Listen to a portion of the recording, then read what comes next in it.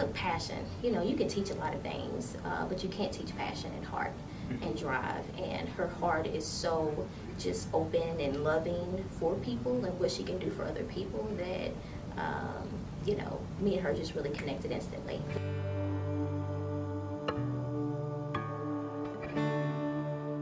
So like, oh wow, she is like completely she's the most selfless person I know. I see her giving stuff to people, her last bit to people that she don't even like. Like, I don't understand that. I definitely don't get it. I am light, I am light. I was adopted at about 3 months old. My biological mother wasn't able to provide for me, and she was very young when she did have me, so therefore I was adopted by my then aunt. From here on out, I'll be using my aunt as my mom. So my mother and my father, who adopted me, were married at the time that they adopted me. From elementary on to middle school, I went to a private school. My mother worked for Guardian Ad Litem, which is a state agency that serves as a support system to foster children. And my father worked for a lumber company. I was a very energetic kid. I was an only child. I was raised as an only child, so therefore I was always by myself. Things started to change for me when my parents divorced. So they separated my 6th grade year, but they divorced my 7th grade year. At the time of my parents' divorce, my mother was going through a lot. So she had went through a lot during her childhood. Her mother was a drug addict her entire childhood. Her father had an education level of a 3rd grader. So she didn't have much in-home stability, and I found myself going through that same thing. So my father was gone, and because my mother went through so much during her childhood, at the time of her divorce, she was getting all of that pain back. All of that pain was resurfacing for her. So she started going out more. She started to prescription abuse. She started to be in abusive relationships. At the time, I felt like I was the only one that was sane, because my mother was doing all the things that I never knew her to do, and I had to become a whole totally different person. I adjusted to the changes by knowing that I had to survive. I always felt like I had to make it. I had to survive. So there were some things that I didn't learn how to do, but I knew how to do. I knew how to, if I didn't have any food, how to ask someone for $1 to rack up some change to go get a burger, just to make sure that me and my mother ate. There were times when I would come home, and because my mother was in such deep depression, she'd be laid out on the floor from medicine, and I had to pick her up. I went to 6 different high schools. The reason why I moved around so a lot is because we kept getting evicted from apartment to apartment, so every time we moved, I had to switch schools. And my dad had left, and I was just there with my mom, and I had no male figure around whatsoever. I was taking care of my mom, but my mom always instilled in me that education is the key to success. I always realized that education was what everyone around me was lacking, which was my justification as to why they weren't successful. So I knew I always wanted an education, and I knew I always wanted to go to college, because I knew at least college would make my life just a little bit different. Can you just tell me more about how her experience was like during her summer bridge program? Yeah, I remember Octavia. She was definitely one of those students that were really eager to get involved. She was one of those social butterflies, so she was always in the lobby, you know, talking to other students or hanging out with the ambassadors, really anxious and ready to start in the fall semester, so she can begin getting involved and just kind of really spreading her wings on campus. So I made it here through surviving, and even with being here, my first year was horrible. Nobody saw it because I was heavily involved, so it was masked with involvement. But the entire time I was here, all I was thinking about was how my mother could be home, laid out on the floor, and nobody would know it. Nobody knew her pain. Nobody knew what she went through. So I was her only hope, and I was here in college. So at the same time as I was involved, and I had a really big mask on, and I was always smiling, I was going through a lot when I wasn't in the presence of other people. yeah, her strength is definitely her ability to connect with people. And now that she's in junior status, she's taking on mentees. And so I think that's her greatest strength, is her really her love, her ability to connect with people. For sure, she is the definition of resiliency. This girl can go through anything and still have a smile on her face and keep walking. Here I am as a junior, and I started my junior year off literally with the passing of my mother. What that day went like for me, it was, I got up that morning. I was actually talking to one of my mom's friends that morning, and I was telling them how I really wanted my mom to get help. It was the first time that I had ever opened up about my mom's situation. Nobody knew about the things that my mother went through at home but me, which is why I feel like I felt so much responsibility for a lot.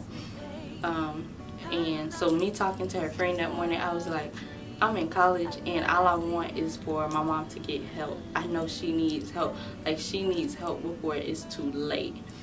And that was that morning. And then I got a call from my god sister. She called me and she was like, hey, tell your mama dead. And I was like, wait, what? And she was like, yeah, your mama dead. And I was like, hold up, what you mean? And then she said, well, I gotta go because I'm at the funeral home or whatever. And I called one of my aunts. I called my auntie Jackie. I said, did you hear about my mama dying? And she was like, yeah, baby, it's true. And my god sister was calling me back with the funeral home on the line saying that they need to talk to me. And I was like, my mother did not die. I cannot believe this. I paused. I took a breath, and then I called Miss Justine. Right. I was the first person she called up here.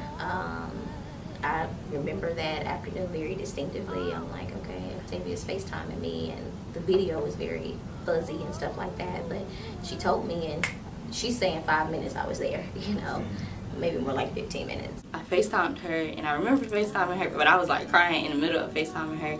So like I couldn't really see her, but I knew she had answered the phone. And she was like, Octavia, and then I was like, Miss Justina, I just got a call that my mama died. And all I know is I saw she was on FaceTime, so she was laying down. I saw her legs like fly out of bed, and then I swear within I don't know how many illegal things she did to get to my house that quickly, but she was there, and I swear it was 3 minutes. But instantly came to where she was at and just trying to comfort her. That is something that, you know, no student should have to experience, and especially right before the fall semester. But she knew her purpose, and she knew that she was loved. She knew what her mom wanted for her and what was best for her, which is her education. And then that entire night I spent with Miss Justine there, and I was just like trying to handle the business of it. I'm an only child, so all of the work fell on me, and I was like handling the business of it in between, like going through the motions of your mother just suddenly passed. She was very resilient through it all. She kind of compartmentalized what she was experiencing, where when it was time to grieve, she was able to do that with the people that she trusted. And then when it was time to do her work, she was able to transition. So she was a lot stronger than I would have been. The last conversation that I had with my mom was actually on her birthday, which was August 9th. It was later that night. I called her and I said, hey mom, happy birthday. And she was like, thank you for calling me for my birthday. At that moment, I already knew that she was highly medicated. But I still wanted to call her and tell her happy birthday. And then she was like, Tay, I miss you. And I was like, Mom, I'm coming soon. I'm coming home soon. On the phone with her, I was like, yeah, Mom, I'm coming home soon. Just hold out, I'm coming home. And then she was like, I love you. And I was like, I love you too. And she was like, I'm proud of you. And I'm like, thank you. Because I didn't really get that like the past 6 years of my life. I never really got that from my mom because I felt like she really wasn't paying me. She was going through so much pain that she couldn't pay me any attention. Like, she wasn't paying me any attention. So everything I did was just a survival mode. But hearing those words from her, and then realizing later that those would be the last words that I would ever hear from my mama, was like, it's still, oh my God, I can't cry. It's still very surreal to me right now. And I'm grateful that those were the last words that I heard from her. That being the last conversation, it always makes me want to wonder what more could I have said to extend that conversation just a little bit longer. I've discovered about myself this semester that I guess I don't know if I could push through everything. Like, I think for me, I've always had a sense of I can't be weak. I have to be strong. I'm all I got. I have to continue to push forward. I have to be everything for everybody. And this semester, I really realized it's okay to be weak. I also learned through my mother's death that I really want to live my life. My mother died in such depression. She didn't die at peace. She didn't die happy. And I know that that's not what I want for me at all. And I know I really want to do everything that I can to ensure that I live my life to the best of my being. But with her death being at the beginning of my junior year and I'm almost to graduation, I really realized that all of that was just preparation for this moment. And I'm very grateful for that. That's one thing that when I got back, I said, I'm not dealing with pain. If I gotta go to counseling, I'm gonna go to counseling, because that's not what I don't want that to pop back up when I'm 40 years old. I don't want that pain to re-resonate and then I take that out on my children. I said, somewhere down the line, this cycle has to stop. I can't be a product of that. She put way too much into me as a child. She instilled a foundation of excellence in me, and as an adult, I have to continue that excellence. I really just seen over the years a lot of just growth with balance in her life. So it's not balancing academics over involvement or overly involved over academics or vice versa. And she's really developing a healthy balance of, her being an excellent student in the classroom, an excellent student leader on campus, and a mentor, friend, and role model to others. So that's what really drives me to do what I do, and that's what really helps me stay strong and helps push me along with my support system. I can't thank individuals within Care enough. Miss Justina has been there from the very beginning. From the day that I found out to right now, and even prior to then, from my freshman year to right now, Miss Justina has always played a mother figure. In addition to which, Miss Renee, Miss Rajay, Mr. Stark, Mr. West, they all, Shannon, I can go down the entire care staff and faculty list, have all played a major role.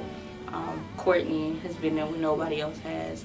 Honestly, I just try my best to do what I could. Like, if she was sad about something, okay, well, let's go out to eat. Like, we went out to eat a bunch of times, or like did stuff that I know she wanted to do instead of leaving her in the house or letting her like mope by herself. So we definitely started hanging out more physically. Imagine in the next year or so, like, with a whole bunch of things coming her way and a whole bunch of things coming my way, and being able to experience those two things together at the same time, and just acting as like advocates for each other and constant supporters.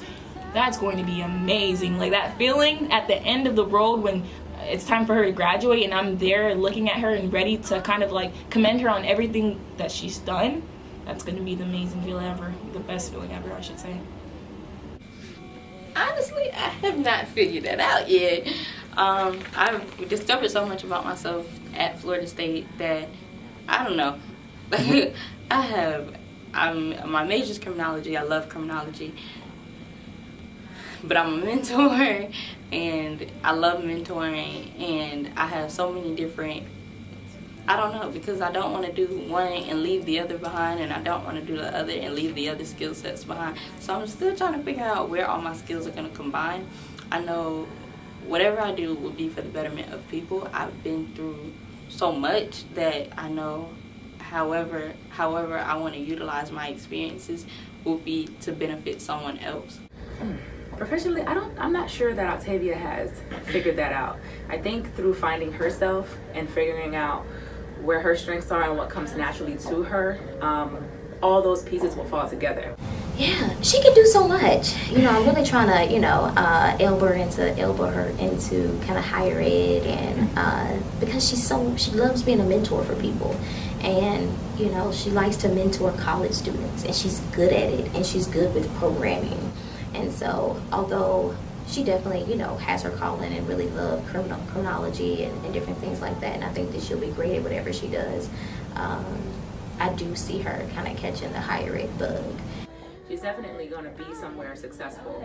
I could see her in a position, be it a counseling role or an advising role. She's always taken on a mentor type of relationship with younger students. I know what really makes me a good mentor is the fact that I have been through a lot, and so I can relate to people on any different level. Yes, I would not trade my mentor for the world. As I said before, she acts not only as my mentor, so kind of those void that I have the itch to fill with the other positions in my life, she kind of acts as those, fillers. So I would not trade her for the world, honestly. It's my backbone. Advice that I would give to someone who's in my situation is stay strong. Staying strong is easier said than done, but know at least what you want, or know what you don't want. I think for me, I knew what I didn't want. I knew I didn't want the life that was surrounding me, so I did everything I could to have the opposite of it. I'm proud of her. I think that she embodies such a beautiful person, such a beautiful woman. She has so much love and things that she can give to the world, and continue to push that and don't let people dim that light. I am light. One, our personality. She is very vibrant and out there with the people that she knows. That's one thing for sure. Two would be the way that she cares for others. I think that's one thing. I've never seen it reciprocated that much. So to be exposed to somebody that has that same respect for you, or even more so, it's like, wow, this is how I feel. I feel like I'm looking at a mirror image of me, if anything, wiser and bolder